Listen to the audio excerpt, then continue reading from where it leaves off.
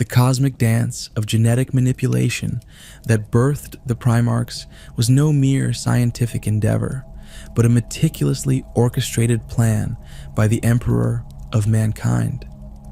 Each Primarch represented a living weapon, a genetic masterpiece designed to be both the ultimate warriors and the foundational leaders of humanity's galactic reconquest.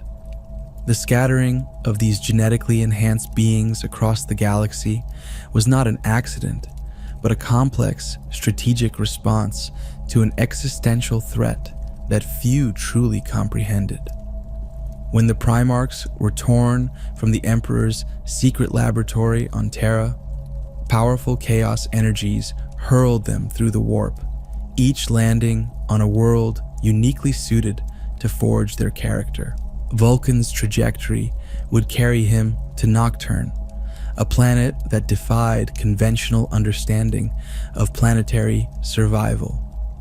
Nocturne existed in a perpetual state of environmental hostility.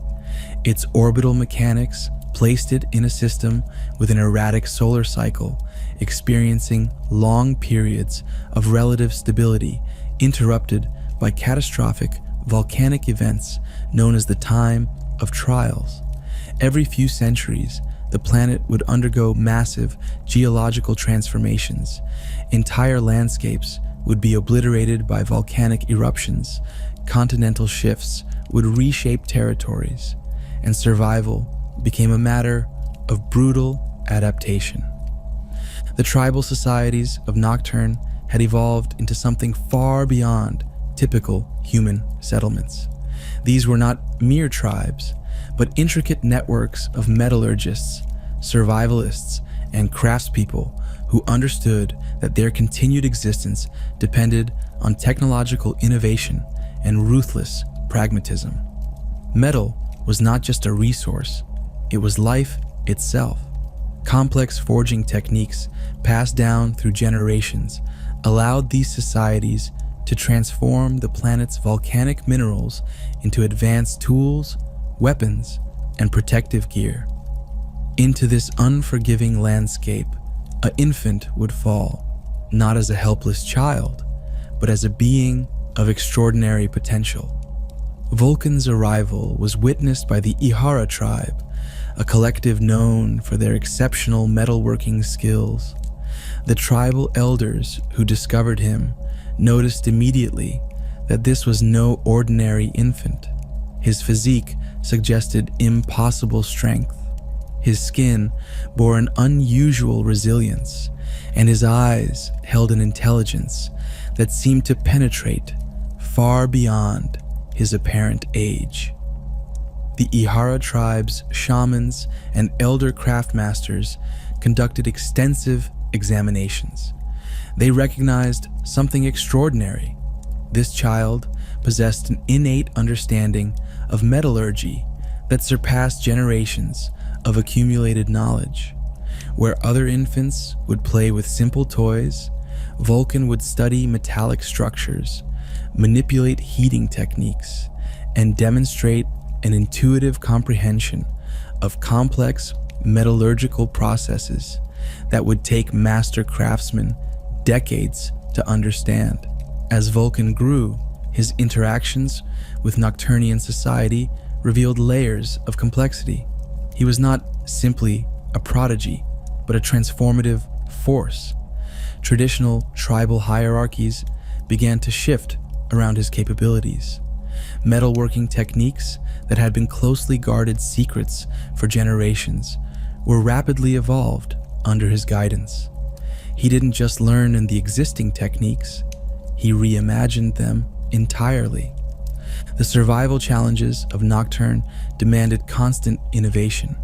Volcanic events could obliterate entire settlements within hours, forcing populations to develop mobility, adaptability, and technological solutions that could withstand extreme environmental conditions. Vulkan's early years were a crucible of constant adaptation, learning to predict volcanic movements, designing protective structures, creating tools that could survive and function under extreme temperatures and geological stress. His psychological development was equally fascinating.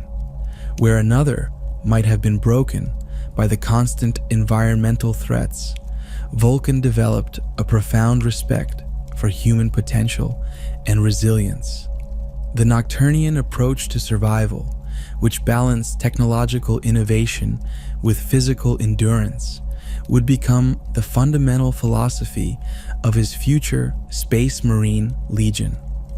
The metallurgical environment of Nocturne was not just a backdrop to Vulkan's development, but an active participant in shaping his character. The planet's volcanic regions produced unique mineral compounds that required extraordinary skill to process. Traditional smelting techniques were insufficient. One needed to understand not just the physical properties of metals, but their molecular structures, their response to different energy states, and their potential for transformation. Vulkan's early experiments with these materials went far beyond what any existing Nocturnian craftmaster could comprehend. He would spend days in volcanic regions, collecting rare mineral samples, developing new alloys that could withstand temperatures that would instantly vaporize conventional metals. His understanding was intuitive, yet scientifically precise, a combination that would later become legendary throughout the Imperium. The mineral discoveries and metallurgical innovations that Vulkan pioneered during his adolescence quickly transcended individual achievement. What began as personal experimentation rapidly became a technological revolution that would fundamentally reshape Nocturnian civilization. Traditional blacksmithing on Nocturne involved primitive techniques that prioritized immediate survival over long-term technological progression. Tribes would create basic tools and weapons using rudimentary smelting processes, with each collective guarding their techniques as closely as their most precious resources. Vulkan introduced a radical paradigm shift. He demonstrated that technological knowledge was not a zero-sum resource to be hoarded, but a collaborative platform for collective advancement. His revolutionary techniques centered on a comprehensive understanding of metallurgical transformation that went far beyond conventional wisdom. Where previous Nocturnian craftmasters saw metals as static materials, Vulkan perceived them as dynamic substances with potential for radical metamorphosis. He developed smelting processes that could extract trace mineral compounds from volcanic rock with unprecedented efficiency, creating alloys that maintained structural integrity under conditions that would instantaneously destroy traditional materials. One of his most significant innovations involved a technique he called harmonic forging, a method of heating and shaping metals using vibrational frequencies that aligned their molecular structures. This process allowed for the creation of tools and weapons with unprecedented durability and precision. A blade created through harmonic forging could maintain a cutting edge that was molecular level sharp, while simultaneously possessing a resilience that could withstand impacts that would shatter conventional metal implements. The technological demonstrations became a form of diplomatic currency. Vulkan would travel between tribal territories, not as a conqueror, but as a technological emissary. He would arrive at a tribal settlement, analyze their existing technological infrastructure, and then provide targeted innovations that solved specific survival challenges.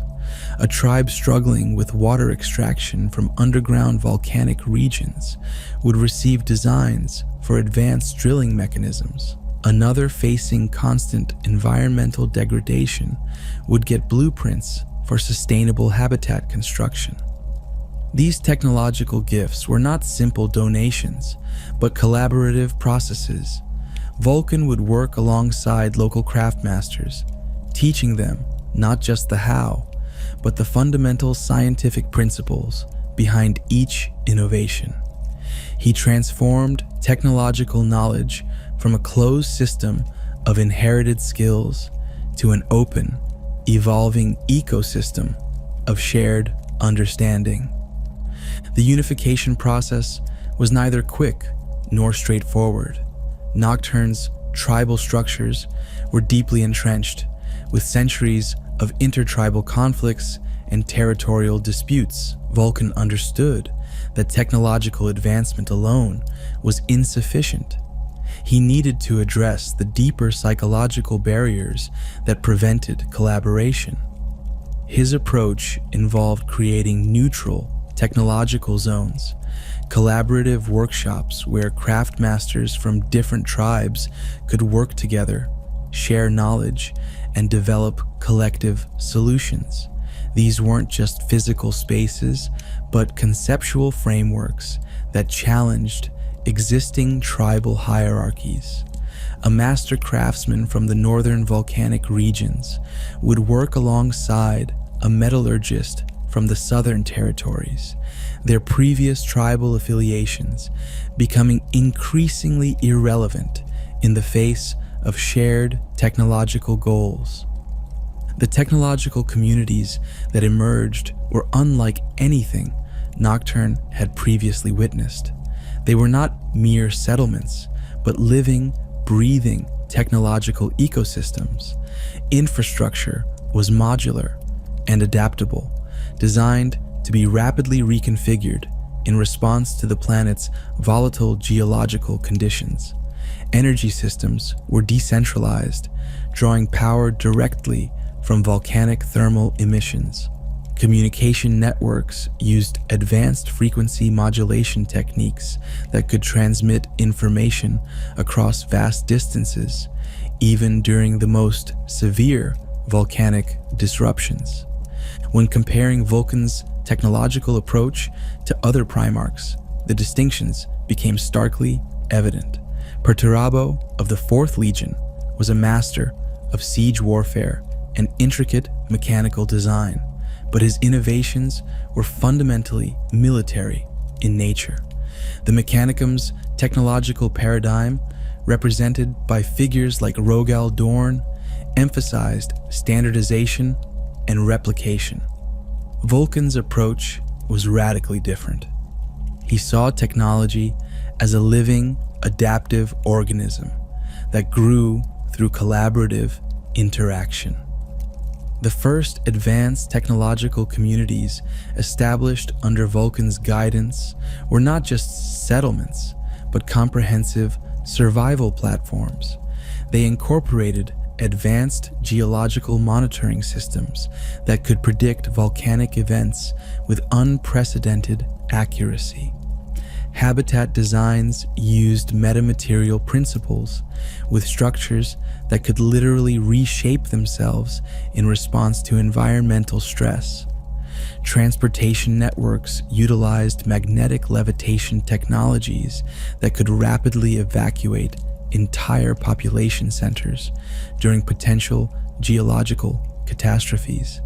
These communities became laboratories of human potential, demonstrating that technological advancement was not about creating more powerful tools, but about fundamentally reimagining human capabilities. Each settlement became a node in an increasingly sophisticated technological network, with knowledge and innovations flowing between them with unprecedented speed and complexity. The technological networks Vulkan had established on Nocturne would prove to be merely a prelude to his true destiny. The arrival of the Imperial Expeditionary Fleet was not a moment of sudden discovery, but a calculated convergence of cosmic design. Unlike the dramatic reunions of other Primarchs, Vulkan's rediscovery was a methodical process of recognition and assessment. Imperial scout vessels had been tracking the unprecedented technological developments on Nocturne for months. The reports that reached the Emperor's strategists were unlike any previous planetary assessment. Here was not just a technologically advanced world, but a civilization that had fundamentally reimagined survival itself.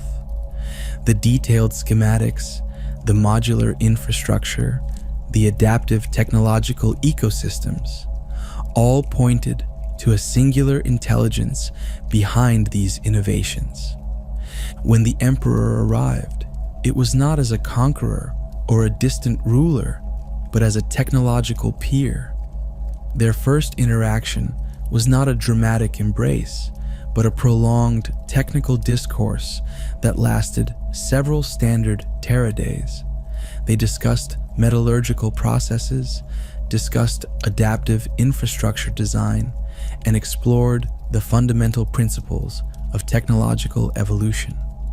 For the first time, many Imperial observers witnessed the Emperor not as a mythical figure, but as a comprehensive intellect capable of engaging in nuanced technological dialogue. Vulkan's integration into the Imperium's military infrastructure was anything but conventional. Where other Primarchs were immediately thrust into combat roles, Vulkan was first positioned as a comprehensive technological advisor.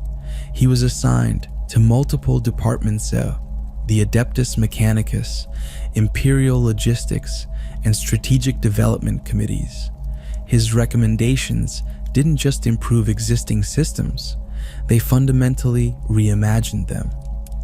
The formation of the 18th Legion, the Salamanders, reflected Vulkan's unique approach to warfare and human potential.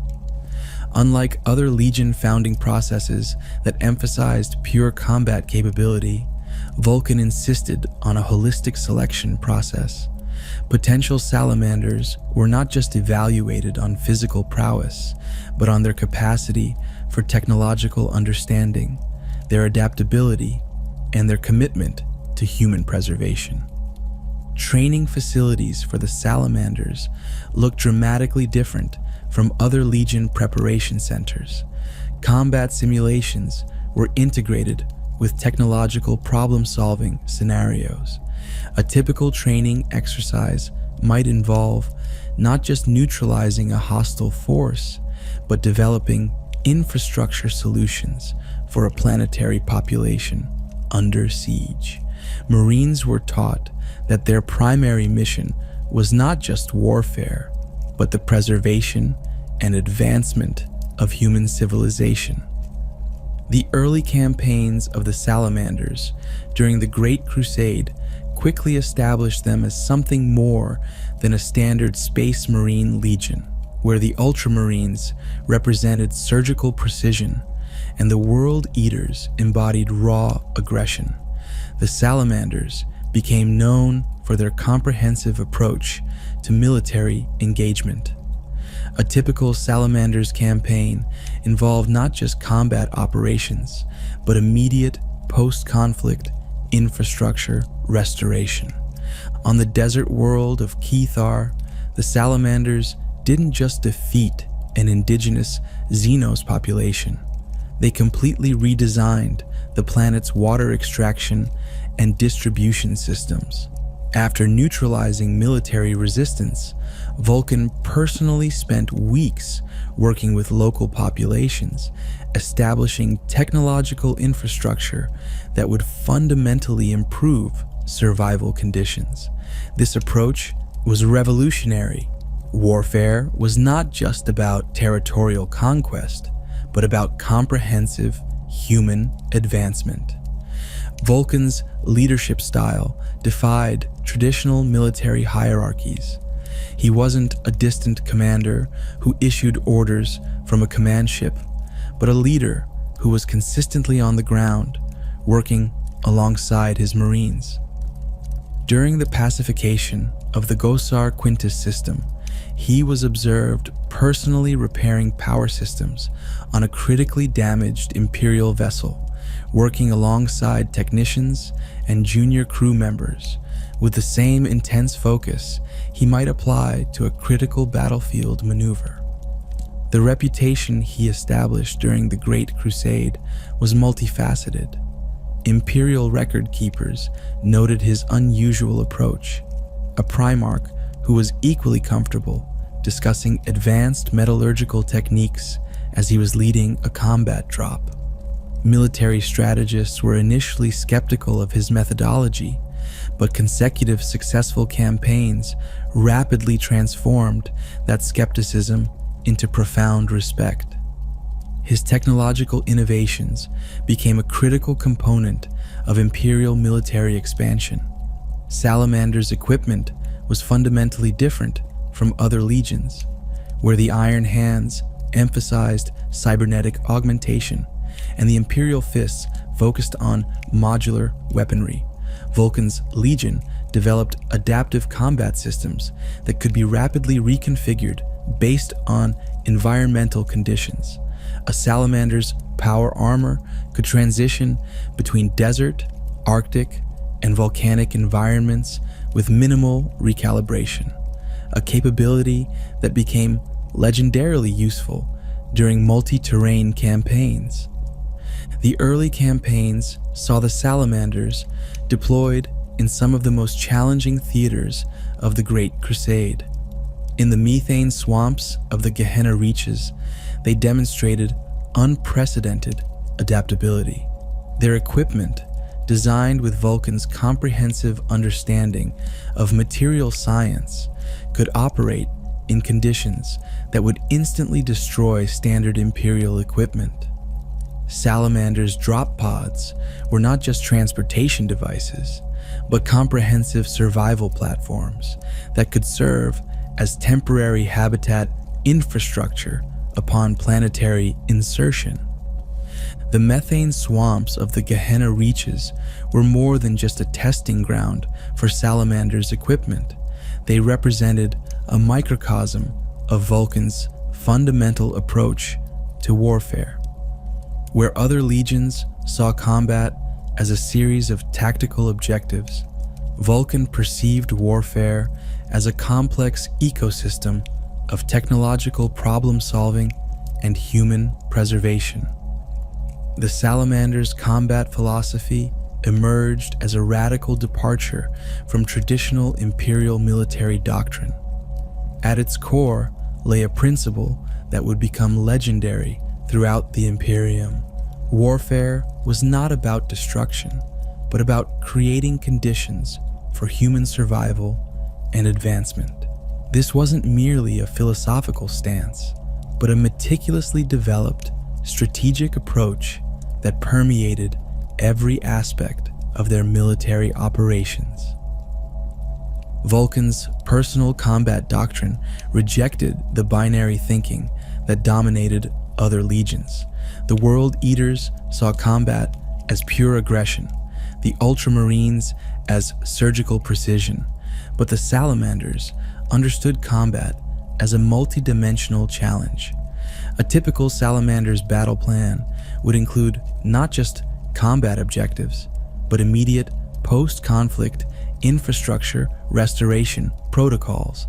They didn't just defeat an enemy, they transformed the battlefield into a platform for human reconstruction. Technological innovation was the cornerstone of Vulkan's warfare approach. His weapons were not simply tools of destruction, but comprehensive systems that represented a holistic understanding of combat environments. The legendary Drake-scale bolter, for instance, wasn't just a weapon, but a modular combat platform. Its adaptive heat dissipation system could operate in extreme environmental conditions, from the frozen wastes of death worlds to the superheated volcanic regions similar to Nocturne. The Tome of Fire represented the pinnacle of Vulkan's technological and philosophical approach. More than a simple technical manual, it was a comprehensive treatise on adaptive warfare, materials, science, and human potential. Each page contained not just technical schematics, but deep philosophical explorations of how technology could be used to preserve and elevate human civilization. Imperial scholars would spend decades analyzing its contents, with some sections remaining so advanced that they defied contemporary technological understanding. Comparative analysis with other legions revealed the depth of Vulkan's unique approach. The Iron Hands, under Ferrus Manus, emphasized cybernetic augmentation and technological replacement of biological systems. Their doctrine saw human flesh as a limitation to be overcome. Vulkan's approach was fundamentally different. He saw technology as an extension of human potential, not a replacement for human capability. The World Eaters under Angron represented pure, uncontrolled aggression. Their combat doctrine was a berserker approach that prioritized maximum destruction. In stark contrast, Salamander's combat operations were precisely calibrated. Each engagement was a carefully constructed intervention designed to minimize collateral damage and maximize long-term human survival. Weapon design under Vulkan's guidance became a comprehensive art form. Take the Promethean spear, a weapon that was simultaneously a technological marvel and a philosophical statement. Its adaptive molecular structure could transition between multiple combat modes. In close combat, it could generate plasma-level heat capable of cutting through the toughest Xenos armor. At range, it could function as a precision thermal imaging weapon capable of identifying and neutralizing targets through complex environmental interference. Salamander's power armor represented another quantum leap in military technology. Unlike standard Imperial designs that emphasized protection and augmentation, Vulkan's armor systems were adaptive platforms. Thermal regulation systems could instantly recalibrate based on environmental conditions. Metabolic feedback loops allowed the armor to provide targeted medical interventions during combat, potentially saving a Marine's life before traditional medical systems could be deployed. The Legion's approach to combat training reflected this comprehensive philosophy. A Salamander's Marine wasn't just trained in combat techniques, but in comprehensive survival and reconstruction methodologies. Standard training included advanced geological assessment, emergency infrastructure development, and adaptive problem-solving scenarios. A typical training exercise might involve not just neutralizing a hostile force, but immediately establishing survival infrastructure for a planetary population. Vulkan's personal combat style was equally unconventional. Unlike other Primarchs who relied on singular combat techniques, he was a comprehensive warrior who could adapt to multiple combat scenarios. His fighting style incorporated elements of precise technological intervention, understanding that each combat engagement was more than just a confrontation. It was an opportunity to demonstrate human potential. Weapon forging became a meditative process for Vulkan. Each weapon was not just manufactured, but was essentially birthed through a complex process that combined technological precision with a deep understanding of material science. Salamanders, weaponsmiths, would spend weeks or months developing a single implement, with Vulkan often personally involved in the most critical stages of development. The thermal imaging and adaptive combat systems developed by the Salamanders became so advanced that they would influence Imperial military technology for centuries. Battlefield assessment technologies, originally developed for Salamanders operations, would be adopted by multiple Imperial military branches, demonstrating the far-reaching impact of Vulkan's technological approach to warfare. The thermal imaging technologies that defined Salamanders' warfare could not have predicted the most devastating fracture in human history. The relationships between Primarchs were complex ecosystems of mutual respect, technological exchange, and deeply personal connections that would be brutally shattered during the Horus Heresy. Vulkan's relationship with Ferrus Manus represented one of the most profound brotherhoods among the Primarchs, where other genetic brothers maintained distant, politically calculated interactions. Vulkan and Ferrus shared a connection that transcended typical military camaraderie. Both were master craftsmen. Both understood technology as an extension of human potential rather than a mere tool of warfare. Their first meaningful interaction occurred during a joint technological conference on Mars, long before the heresy's inception. Ferrus was demonstrating advanced cybernetic integration techniques, while Vulkan presented comprehensive, adaptive metallurgical processes.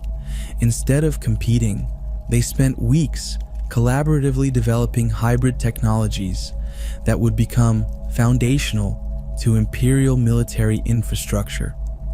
Imperial records describe their interactions as a near telepathic exchange of technological concepts, with both Primarchs completing each other's technical hypotheses.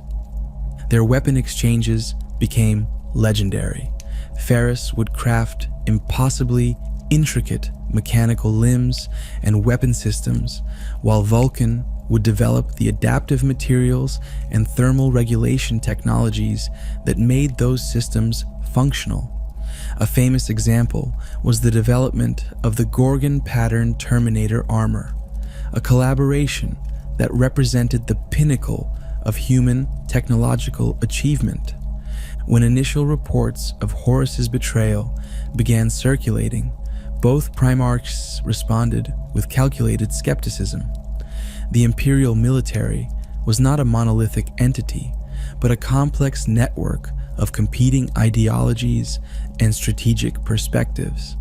Vulkan's initial approach was to seek comprehensive intelligence, analyzing multiple communication channels and cross-referencing strategic reports.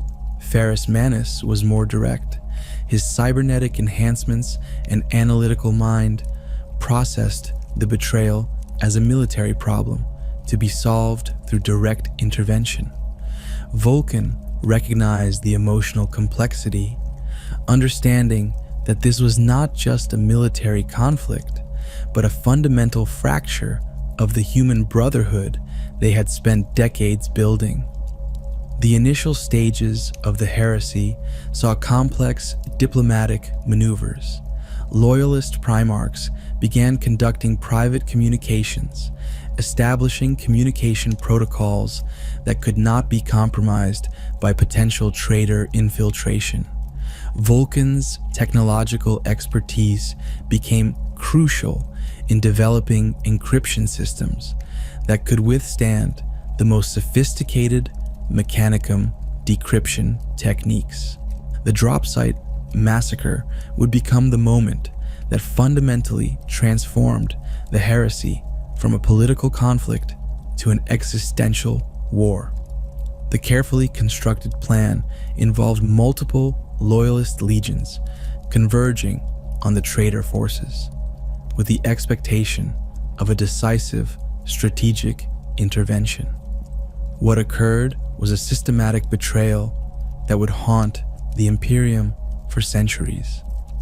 When the Iron Warriors, Night Lords, and Word Bearers revealed their true allegiance, the battlefield transformed into a meat grinder of unprecedented brutality.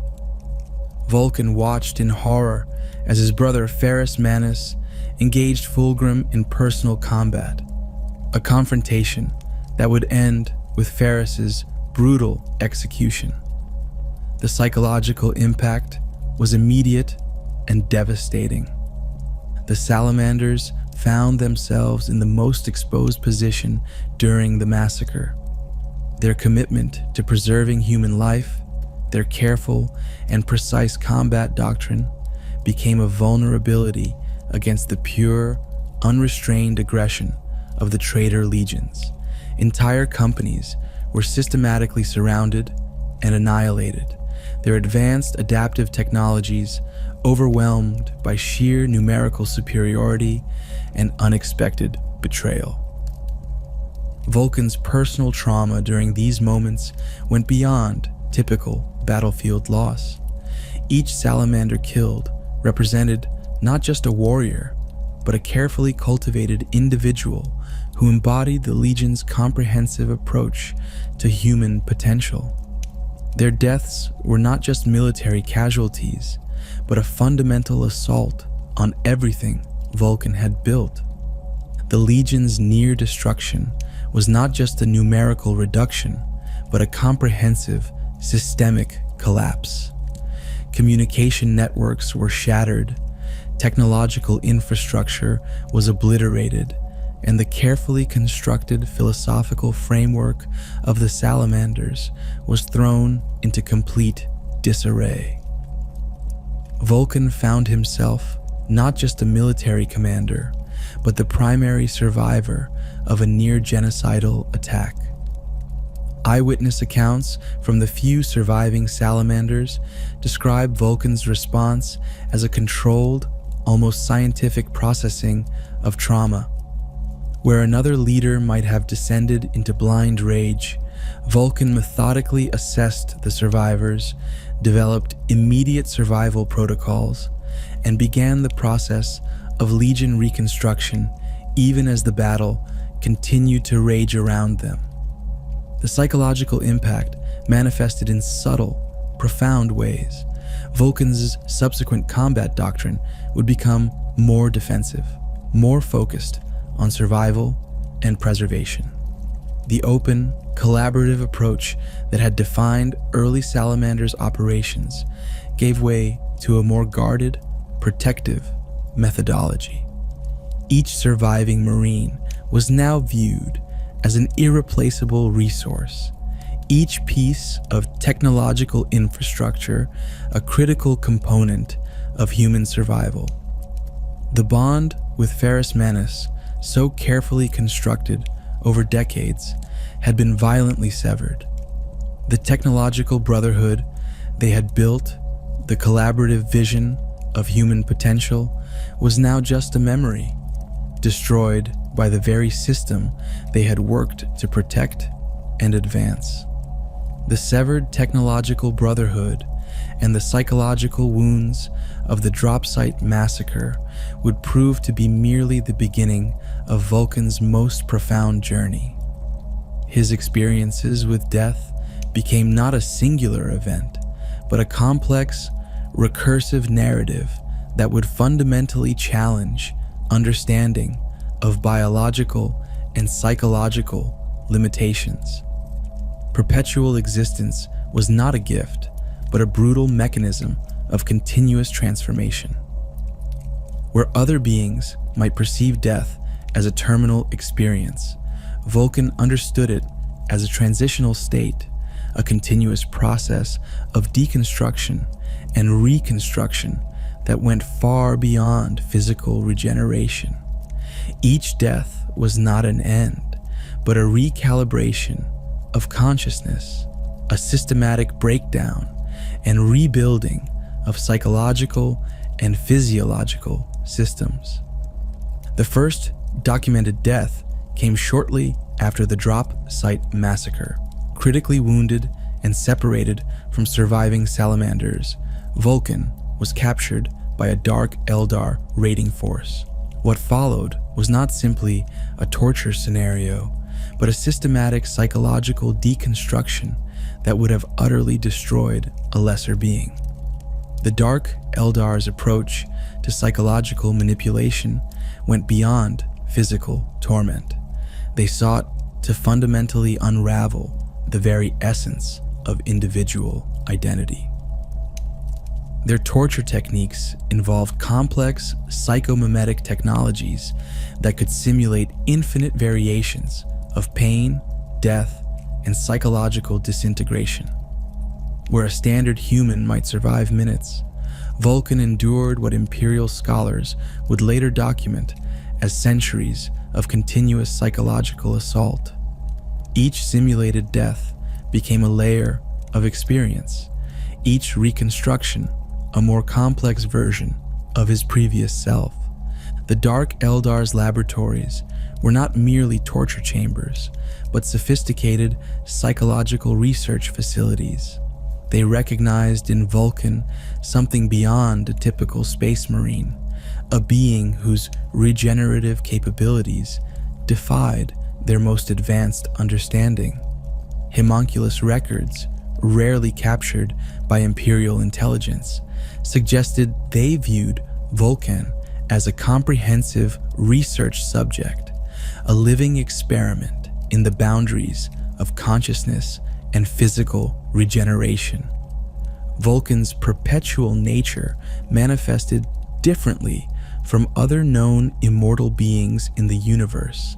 Unlike the Emperor's more mystical regenerative capabilities or the Necron's technological resurrection, Vulkan's process was a biological-psychological hybrid. Each death was not a simple reset, but a profound recalibration. Neurological pathways would be systematically reconstructed, psychological trauma would be processed and integrated, creating increasingly complex versions of his consciousness. The psychological impact of continuous death and resurrection defied traditional comprehension. Imperial psychologists who attempted to analyze recovered fragments of Vulkan's experiences found themselves confronting philosophical paradoxes. How does consciousness maintain continuity through repeated systemic destruction? What happens to individual identity when it is repeatedly deconstructed and reconstructed? Vulkan's leadership style began to transform fundamentally. The precise, technology-driven approach of his earlier years gave way to a more nuanced, almost meditative understanding of existence. Where he once saw technological solutions as absolute, he now understood them as fluid, adaptive systems. Each resurrection brought with it layers of experience that transcended typical linear understanding. The Dark Eldar's experiments revealed something profound about Vulkan's perpetual nature. Unlike their other subjects who would eventually break, Vulkan's consciousness developed adaptive mechanisms. He began to perceive their torture not as an assault, but as a complex information exchange. Each simulated death became an opportunity to understand psychological boundaries, to map the intricate landscapes of consciousness manipulation. Imperial records hint at moments of profound philosophical revelation during these experiences. Vulkan would later describe death not as an endpoint, but as a transitional state, a complex process of information exchange and systemic recalibration. His understanding of existence became multi-dimensional, moving beyond the binary concepts of life and death that dominated human understanding. The transformation from warrior smith to a more introspective being was not sudden, but a gradual psychological evolution. Each resurrection stripped away layers of traditional military thinking, replacing them with a more comprehensive understanding of existence. The technological precision that had defined his earlier years was now filtered through a lens of profound psychological complexity. Survivors who encountered Vulkan after these experiences noted subtle but profound changes. His interactions became less about direct technological intervention and more about understanding systemic psychological dynamics. Where he once solved problems through direct engineering, he now approached challenges through a more holistic, almost quantum perspective of potential outcomes. The Dark Eldar's attempts to break him ultimately failed, but not through traditional resistance. Vulkan's perpetual nature allowed him to transform their torture into a form of extreme research.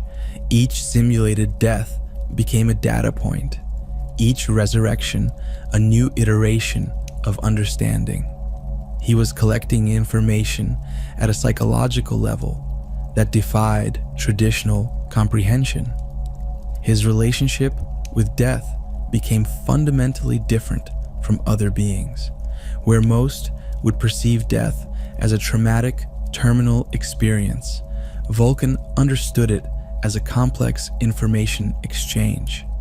Each resurrection was not a return to a previous state, but the emergence of a more sophisticated version of consciousness. The technological precision of his earlier years was now complemented by a profound psychological complexity. Vulkan was no longer just a warrior smith, but a living experiment in the boundaries of consciousness, a being who had peered into the fundamental mechanics of existence and returned with insights that challenged basic human understanding.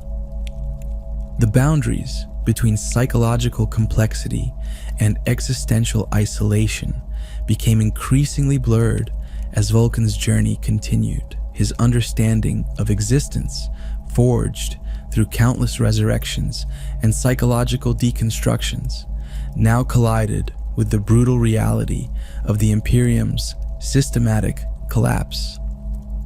Isolation was not a passive state for Vulkan, but an active form of psychological research. He selected his retreat carefully, not a random location, but a meticulously chosen environment that would provide maximum opportunities for introspective analysis. The volcanic death world of Charas became his primary location of retreat, a planetary ecosystem that mirrored the complex adaptive systems he had always studied. Charas was not just a physical location, but a comprehensive research platform. Its constant geological instability, with massive volcanic systems that would reshape entire continental masses within decades, provided a perfect metaphor for the Imperium's own systemic transformation. Vulkan constructed research facilities that were simultaneously survival platforms and sophisticated psychological investigation centers. His interactions with other surviving Primarchs during this period were sporadic, complex communications that defied traditional diplomatic protocols. Rogel Dorn's communications were precise, almost mechanical, strategic assessments that treated the Imperium's collapse as a logistical problem to be solved. Vulkan, by contrast, perceived the Imperium's disintegration as a complex adaptive system experiencing fundamental transformation. Conversations with Corvus Corax were particularly nuanced. Both had experienced profound psychological trauma. Both understood isolation as a mechanism of survival and understanding. Their communications often involved complex encrypted transmissions that went beyond standard communication, exchanging not just strategic information, but profound philosophical insights about survival, transformation, and the nature of consciousness. The psychological toll of witnessing the Imperium's collapse manifested in intricate ways. Vulkan no longer viewed the human civilization as a monolithic entity, but as a complex adaptive system experiencing radical transformation. Each sector's collapse was not a failure, but a potential opportunity for systemic regeneration. Where others saw destruction, he perceived potential evolutionary pathways. Imperial communication networks became his primary research mechanism. He developed sophisticated analytical systems that could track civilizational collapse patterns, identifying not just the mechanisms of destruction, but potential regenerative pathways. These were not just academic exercises, but comprehensive survival strategies that could potentially preserve human potential through the most challenging period of galactic history. Technological development did not cease during his isolation. It transformed. Vulkan's research facilities on Karis became sophisticated laboratories that pushed the boundaries of adaptive technology. Survival systems were developed that could function across multiple planetary ecosystems, communication technologies that could operate under extreme electromagnetic interference, infrastructure designs that could rapidly reconfigure based on environmental stress. The weight of witnessing the Imperium's disintegration was not a burden of grief, but a complex analytical challenge. Vulkan understood that civilizational collapse was not a binary event, but a multidimensional process of transformation. Each destroyed planetary system, each fallen imperial sector, represented not just a loss, but a potential point of future regeneration. His interactions with the broader galactic ecosystem became increasingly sophisticated. Intelligence gathering was not just about military strategy, but about understanding complex systemic dynamics. Vulkan developed communication networks that could operate across multiple dimensional frequencies, gathering information from sources that traditional Imperial intelligence would have considered impossible to access. The psychological complexity of his perpetual nature became both a research tool and a survival mechanism. Where traditional beings would be overwhelmed by witnessing systematic civilizational collapse, Vulkan could process these experiences through multiple psychological lenses. Each destroyed planetary system was not just a tragedy, but a complex data point in a broader understanding of civilizational dynamics. Technological development continued, but with a fundamentally different approach. Vulkan was no longer developing technologies for immediate military application, but creating adaptive systems that could potentially preserve human potential through the most challenging period of galactic history. Survival technologies were developed that could function across multiple planetary ecosystems, communication systems that could operate under extreme conditions. Interactions with other surviving Primarchs reveal the diverse psychological responses to the Imperium's collapse. Guilliman approached the situation as an administrative challenge, developing complex bureaucratic mechanisms to preserve human infrastructure. Vulkan, by contrast, saw the collapse as a comprehensive evolutionary opportunity, a chance to fundamentally reimagine human potential. The isolation was not a retreat, but a strategic research position. Vulkan transformed his retreat into a comprehensive investigation of human survival potential. Each communication, each technological development, each moment of observation became a data point in understanding how complex systems survive and regenerate under extreme stress. The strategic research position that defined Vulkan's isolation was not a permanent withdrawal, but a calculated preparation for a moment of critical galactic intervention. His re-emergence was not a dramatic return, but a methodical, strategic deployment that would fundamentally reshape the Imperium's survival strategies. The Indomitus Crusade represented more than a military campaign. It was a comprehensive civilizational restoration project. Vulkan's approach differed dramatically from Guilliman's more traditional military restructuring, where Robute saw the Crusade as an administrative and military challenge. Vulkan perceived it as a complex adaptive system requiring fundamental technological and philosophical reimagination. Technological contributions became the cornerstone of Vulkan's intervention. The adaptive survival systems developed during his isolation were not theoretical constructs, but comprehensive platforms that could be rapidly deployed across multiple planetary ecosystems.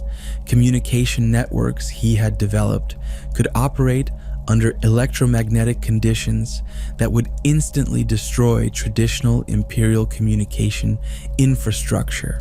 Primarchs marine integration represented a fascinating psychological and technological challenge. Vulkan did not view these new marines as simple replacements or technological upgrades, but as a comprehensive evolutionary step in human military development.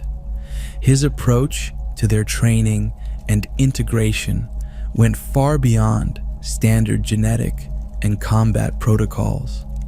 Salamander's Legion restructuring became a comprehensive research project. Traditional Legion organization was replaced with a more fluid, adaptive structure that could rapidly reconfigure based on strategic requirements. Training protocols were redesigned to emphasize not just combat effectiveness, but comprehensive survival and reconstruction capabilities. The technological innovations Vulkan introduced were revolutionary. Primarchs marine equipment developed under his guidance went beyond standard augmentation. Adaptive power armor systems could now perform real-time metabolic analysis, provide targeted medical interventions, and rapidly reconfigure based on environmental conditions. Weapon systems were no longer just combat implements, but comprehensive survival platforms. Interactions with the new generation of Space Marines revealed Vulkan's profound understanding of human potential. Where other Primarchs might have seen the Primarchs as simple replacements, he recognized them as a complex evolutionary step. Training sessions became comprehensive, philosophical, and technological exchanges, with each Marine not just learning combat techniques, but understanding the broader civilizational context of their existence. Strategic contributions to the Imperium's survival went beyond traditional military thinking. Vulkan developed comprehensive planetary restoration protocols that could be rapidly deployed in post-conflict zones. These were not simple reconstruction strategies, but adaptive systems that could fundamentally transform planetary ecosystems, creating sustainable human habitation platforms in environments previously considered uninhabitable. The relationship with Guilliman was particularly nuanced. Where Robute approached the Indomitus Crusade with administrative precision, Vulkan brought a more holistic, adaptive perspective. Their strategic discussions became complex exchanges that went beyond military planning, exploring fundamental questions about human survival and evolutionary potential. Salamander's Legion transformation was not a simple reorganization, but a comprehensive reimagination of Space Marine potential. Training protocols were redesigned to emphasize psychological adaptability, technological understanding, and comprehensive survival capabilities. A Salamander's Marine was no longer just a warrior, but a comprehensive human survival platform. Technological innovations developed during the Crusade pushed the boundaries of Imperial understanding. Communication systems that could operate across multiple dimensional frequencies, adaptive infrastructure platforms that could rapidly reconfigure based on environmental stress, medical technologies that could provide comprehensive biological intervention. These were not simply improvements, but fundamental reimaginings of human technological potential. Vulkan's approach to the new generation of Space Marines went beyond physical and combat training. Philosophical and psychological development became as critical as physical augmentation. Each Primarchs Marine underwent comprehensive training that explored the broader context of their existence, understanding their role not just as warriors, but as potential preservation mechanisms for human civilization. The strategic deployment of Salamanders during the Indomitus Crusade revealed a fundamentally different approach to military engagement, where other legions saw planetary conquest as a primary objective. Salamanders' operations emphasized comprehensive planetary restoration. Each military intervention was simultaneously a combat mission and a complex civilizational reconstruction project.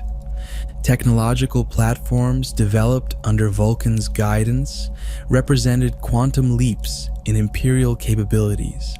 Adaptive survival systems could now function across multiple planetary ecosystems. Communication technologies could operate under conditions that would instantly destroy traditional infrastructure. Medical technologies could provide interventions that previously seemed impossible. The reemergence was not just a military return, but a comprehensive strategic intervention that would fundamentally reshape the Imperium's survival strategies. Vulkan had transformed from a warrior smith to a comprehensive human survival strategist, bringing technological and philosophical insights developed during years of isolation into a practical, galaxy-spanning restoration project. The comprehensive, strategic intervention of the Indomitus Crusade was more than a military campaign. It was a philosophical statement about human potential, with Vulkan's ethical framework serving as its fundamental architecture. His moral philosophy emerged not from abstract theoretical constructs, but from centuries of direct experience with human survival under the most extreme conditions imaginable. Vulkan's approach to human life defied the typical Imperial paradigm of expendability, where other Primarchs and Imperial strategists viewed human populations as resources to be allocated or sacrificed. Vulkan perceived each individual as a complex adaptive system with intrinsic value beyond immediate utility.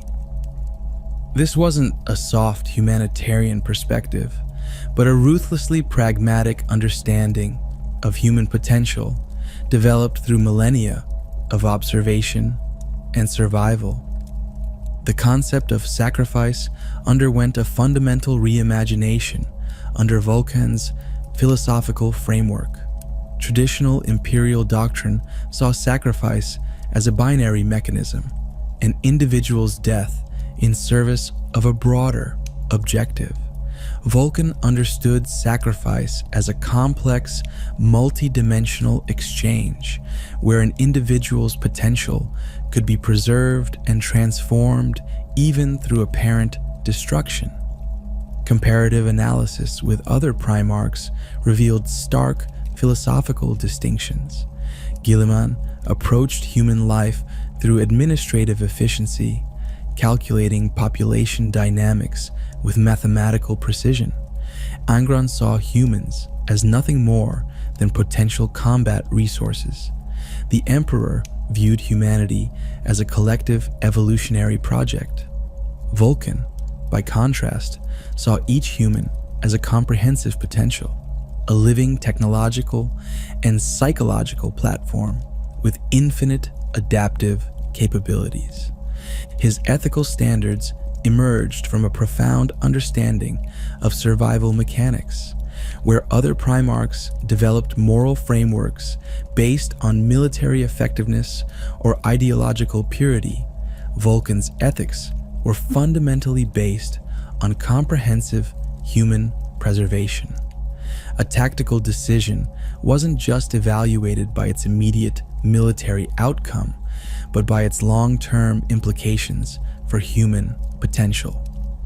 The Salamanders Legion became a living philosophical experiment, transforming from a traditional Space Marine Legion into a comprehensive human preservation mechanism. Training protocols emphasized not just combat effectiveness, but psychological resilience, technological adaptability, and a profound respect for human life. A Salamander's Marine was trained to see beyond immediate conflict, understanding each engagement as a complex civilizational interaction. Technological innovations became a form of philosophical expression. Weapon systems developed under Vulkan's guidance were not just combat implements, but comprehensive survival platforms. A bolter wasn't just a weapon, but a potential rescue mechanism.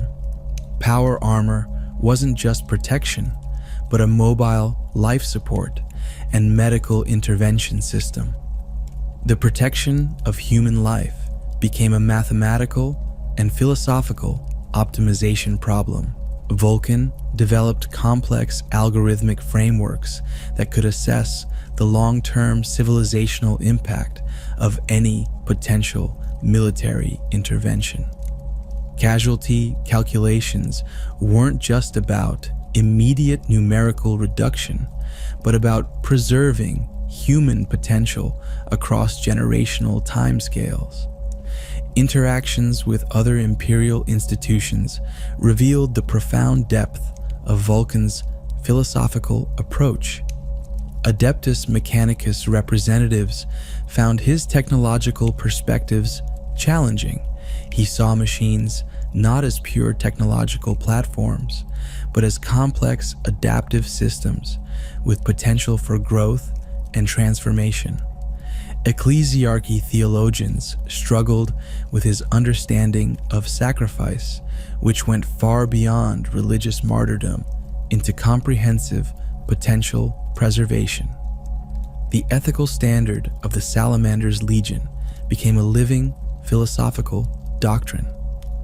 Marines were trained to see beyond immediate conflict, understanding that every interaction was a potential civilizational exchange. Collateral damage wasn't just a tactical consideration, but a fundamental ethical failure. A successful mission wasn't measured by enemy casualties, but by human potential preserved. Vulkan's teachings transformed the very concept of military engagement, where other legions saw planetary conquest as a primary objective. Salamander's operations became comprehensive civilizational interventions. Each military deployment included extensive post-conflict reconstruction protocols, technological transfer mechanisms, and long-term population preservation strategies. The long-term impact extended far beyond the Salamanders Legion. Vulkan's philosophical framework began influencing broader imperial strategic thinking. Military academies started incorporating his complex, adaptive approach to conflict resolution. Technological development platforms began emphasizing human potential over pure efficiency metrics. His understanding of human life as a complex adaptive system challenged fundamental imperial paradigms. The typically rigid hierarchical structure began experiencing subtle transformations. Lower-ranking personnel were no longer viewed as simple replacements, but as comprehensive potential platforms with unique adaptive capabilities. Technological innovations became a form of philosophical expression. Communication systems developed under his guidance weren't just about information transfer, but about preserving and expanding human psychological and technological potential. Medical technologies went beyond simple biological intervention, becoming comprehensive human potential preservation mechanisms. The ethical legacy was not a set of rigid rules, but a dynamic, adaptive philosophical framework. Each Salamander's Marine became a living embodiment of this approach, a warrior who understood that protection wasn't just about preventing immediate destruction, but about preserving and expanding human potential across generational and civilizational timescales. The philosophical framework that defined Vulkan's approach to human survival transcended mere military doctrine, evolving into a mythological construct that would reshape fundamental understanding of heroism within the Warhammer 40K universe. His significance was not simply about individual achievement, but about representing a complex alternative to the typically brutal narrative of human survival. Mythological status within the Warhammer 40K narrative emerged from Vulkan's unique positioning, a Primarch who fundamentally challenged the established paradigms of heroism.